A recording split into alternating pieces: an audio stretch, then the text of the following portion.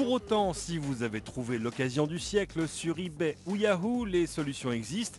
Pour ça, direction la grande banlieue de Tokyo, ici presque cachée au cœur d'un petit quartier résidentiel, un entrepôt imposant comme une caverne d'Alibaba, le quartier général de Rinkia, une start-up qui a décidé de jouer les intermédiaires entre les vendeurs du web japonais et les acheteurs du reste de la planète. À la tête de Rinkia, Heather Russell, une New-Yorkaise arrivée au Japon voilà plus de 10 ans. Passionnée d'animation japonaise, l'américaine a d'abord gagné sa vie en vendant ses images originales à des clients étrangers, des clients qui se sont un jour mis à lui demander bien d'autres choses. Après les cellulos des dessins animés, on m'a demandé « Est-ce que vous pouvez m'envoyer ce soda au goût spécial qui vient de sortir cette semaine ?» Ou Nike vient de sortir cette toute nouvelle paire de baskets uniquement au Japon. J'en ai besoin pour finir ma collection. Enfin, qui collectionne des baskets? Mais bon, j'imagine qu'il y a des gens que ça intéresse.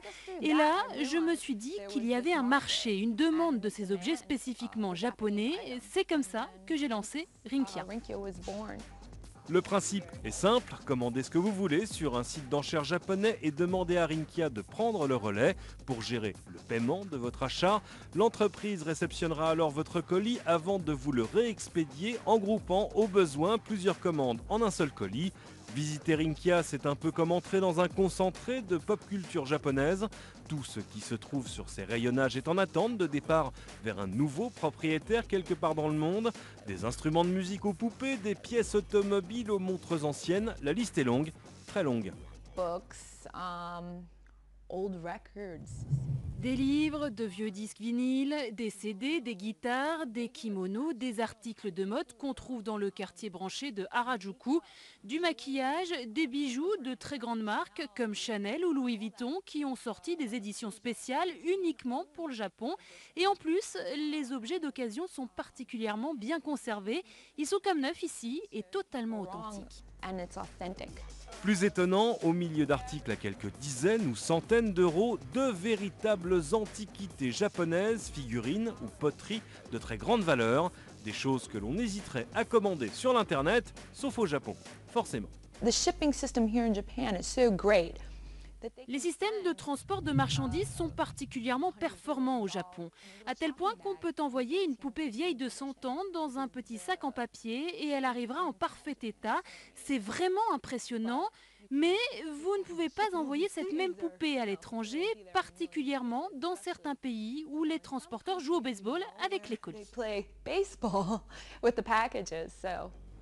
Des différences qui expliquent en partie pourquoi ni les vendeurs particuliers ni même les géants de l'e-commerce japonais ne s'intéressent aux clients étrangers, ouvrant un boulevard à des intermédiaires spécialisés comme Heather Russell. Coût du service pour l'acheteur de tous ces petits trésors en moyenne 20% du prix de l'objet acheté. Un business florissant. L'année passée, Rinkia a gagné quelques millions de dollars en aidant les internautes gaijin à faire leur shopping sur le web nippon. Un succès que la patronne explique très simplement. Je pourrais vivre ici pendant un siècle, parler parfaitement la langue, participer à toutes les cérémonies du thé, porter un kimono. Je ne serai jamais considérée comme japonaise. Il faudra toujours un japonais pour s'occuper de clients japonais et une américaine pour s'occuper de clients américains. Une vérification, une fois de plus, qu'au Japon, les expatriés ont presque un avantage culturel quand il s'agit de se lancer sur le web. On continue cette exploration des nouvelles startups tokyoïdes dans une poignée de secondes, juste le temps de jeter un œil sur l'autre actualité de la semaine, celle du jeu vidéo, Guillaume Delalande.